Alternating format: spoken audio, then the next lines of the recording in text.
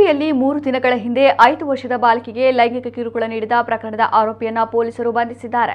ಬಾಗಲಕೋಟೆ ಜಿಲ್ಲೆಯ ಹುನಗುಂದ ತಾಲೂಕಿನ ಸೂಳೆಬಾವಿ ಗ್ರಾಮದ 35 ವರ್ಷದ ಮುತ್ತು ಬಂಧಿತ ಆರೋಪಿ.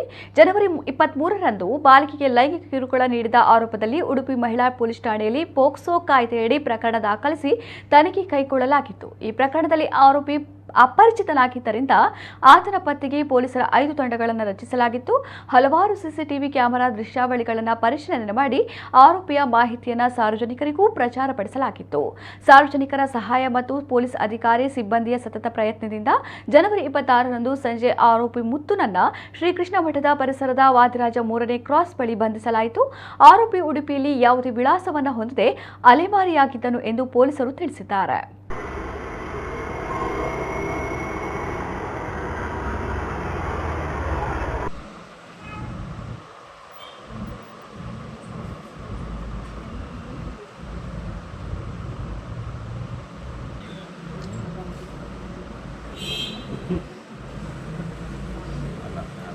ಇದೆಲ್ಲ ಮಾಡಿದ್ಯಾರಂತ ನಾನು ನೋಡಲ್ಲ.